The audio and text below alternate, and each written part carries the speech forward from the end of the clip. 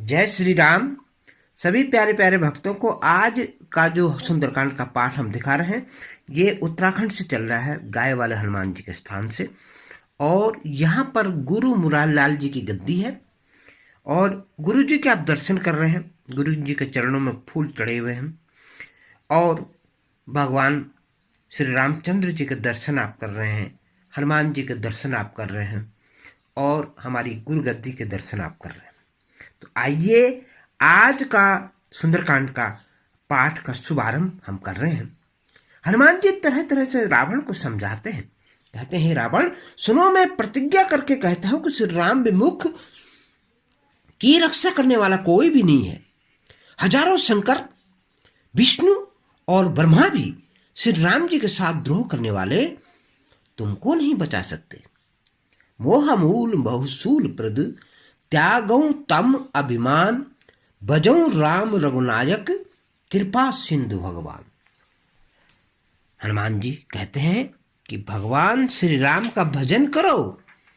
वो सब कहते हैं, समझाते हैं कि मोह ही जिसका मूल है, ऐसे अज्ञान जनित बहु पीड़ा देने वाले तम रूपी अभिमान को त्याग करके और रघुकुल के स्वामी कृपा के समुंदर भगवान श्री राम जी का भजन करो।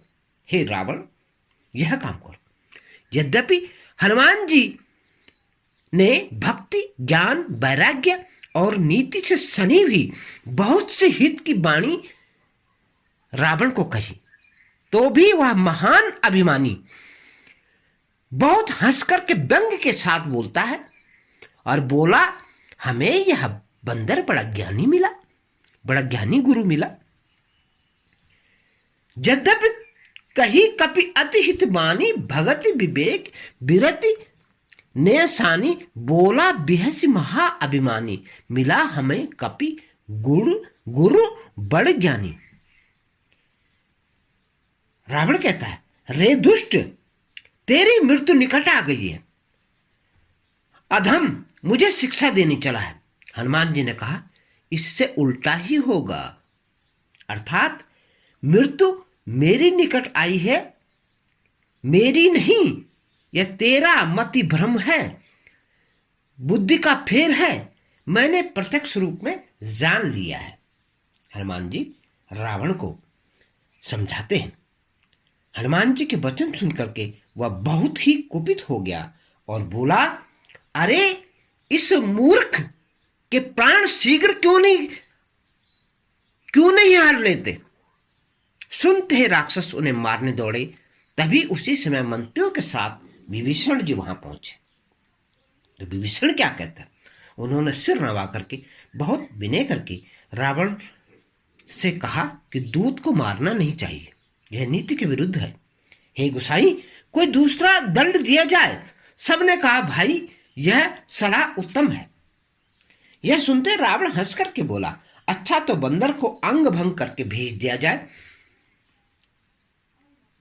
मैं सबको समझा करके कहता हूं कि बंदर की ममता अपनी पूंछ पर होती है, अतः तेल में कपड़ा डुबो करके उसे इसकी पूंछ में बांध करके फिर आग लगा दी जाए। हनुमान जी की पूंछ में आग लगाने की तैयारी सब राक्षस करने लगे। जब बिना पूछ का यह बंदर वहां अपने स्वामी के पास जाएगा, तब यह मूर्ख अपने स्वामी को साथ ले आएगा, जिनकी इसने बहुत बड़ाई की है। मैं जरा उनकी प्रभुता सामर्थ्य को तो देखूं। यह वचन सुनते ही हनुमान जी मन ही मन मुस्कुराए और मन ही मन बोले कि मैं जान गया हूं, सरस्वती ने ऐसी बुद्धि देने में सहायता की है। रावण के वचन सुनकर के रावण पूंछ में आग लगाने की तैयारी करने लगा। सभी राक्षसों को उसने कहा कि पूंछ में आग लगाओ। पूंछ के लपेटने में इतना कपड़ा और घी लग गया कि नगर में कपड़ा और घी तेल नहीं बचा। हनुमान जी ने ऐसा खेल किया कि पूंछ बढ़ती गई, लंबी हो गई। नगरवासी सब तमाशा देखने लगे। वे हनुमान जी को पैरों से ठोकर मारते हैं और उनकी बहुत हंसी करते हैं, ढोल बजाते हैं और सब तालियां पीटते हैं। हनुमान जी को नगर में फिरा करके फिर पूंछ में आग लगा दी जाती है। अग्नि को जलते हुए देखकर हनुमान जी तुरंत ही बहुत छोटे रूप में आ गए और बंधन से निकल करके सोने के अटारियों पर जा चढ़े। उन्होंने उनको देख करके राक्षसों की स्त्रियां भयभीत हो गई। उस समय भगवान की प्रेरणा से 49 पवन, 49 पवन का अर्थ है भयंकर पवन, चारों तरफ से घूमने फिरने हवा की तरंगे जहां उठती हैं उस तरह की पवन चलने लगी। हनुमान जी अट्टहास करके गरजे और बढ़ करके आकाश से जा लगे। देह विशाल परम हरुआई मंदिर ते मंदिर चढ़ाई, जरे नगर भा लोक बिहाला, झपट लपट बहु कोटि कराला। इसका मतलब है देह बहुत बड़ी विशाल परंतु बहुत ही हल्की फुर्तीली है हनुमान जी की। वे दौड़ करके एक महल से दूसरे महल में चढ़ जाते हैं और नगर जल रहा है, लोग बेहाल हो गए। आग की भयंकर लपटों से, आग की करोड़ों भयंकर लपटें झपक रही हैं। हाय बप्पा, हाय मैया, इस अवसर पर हमें कौन बचाएगा। चारों ओर से यही चीख पुकार सुनाई देती है। हमने तो पहले ही कहा था यह बानर नहीं है, बानर के रूप में कोई देवता है। साधु के अपमान का यही फल होता है कि नगर आज अनाथ नगर की तरह जल रहा है। हनुमान जी ने एक ही क्षण में सारा नगर जला डाला, एक भी विभीषण का घर नहीं जलाया। शिव जी कहते हैं, हे पार्वती, जिन्होंने अग्नि को बनाया हनुमान जी उन्हीं के दूत हैं, इसी कारण से अग्नि से नहीं जले। हनुमान जी उलट पुलट करके एक ओर से दूसरी ओर तक सारी लंका जला डालते हैं और फिर समुद्र में कूद गए। पूंछ बुझा करके, थकावट दूर करके और फिर छोटा सा रूप धारण करके हनुमान जी मां जानकी के सामने हाथ जोड़ करके जा खड़े हुए। हनुमान जी ने कहा, हे माता, मुझे कोई चिन्ह पहचान दीजिए। जैसे रघुनाथ जी ने मुझे दिया था, तब सीता जी ने चूड़ामणि उतार दी। हनुमान जी ने उससे हर्षपूर्वक ले लिया। जानकी जी ने कहा, हे तात, मेरा प्रणाम निवेदन करना और इस प्रकार से कहना कि हे प्रभु, यद्यपि आप सब प्रकार से पूर्ण काम है, आपको किसी प्रकार की कामना नहीं है, तद्यपि दीन दुखियों पर दया करना आपका विरध है और मैं दीन हूं। अतः इस विरध को याद करके हे नाथ, मेरे भारी संकट को दूर कीजिए।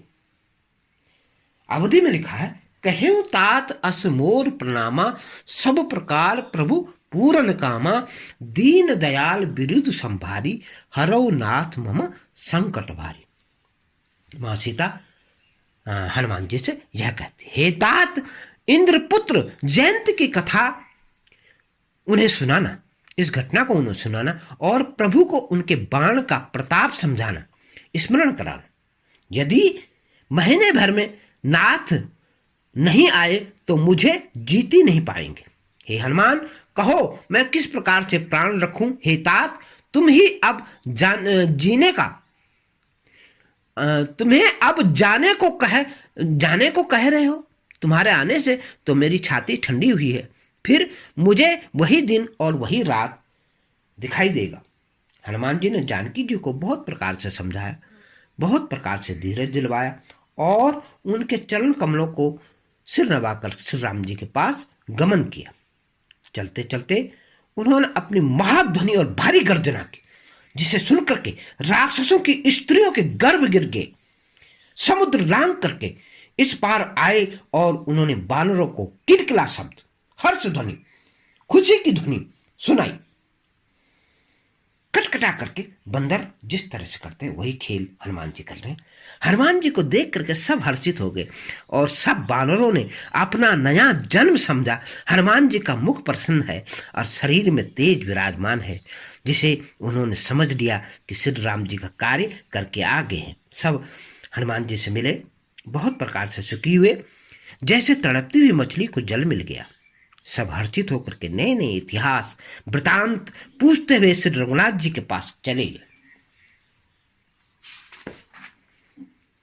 तब सब लोग मधुवन के भीतर आए।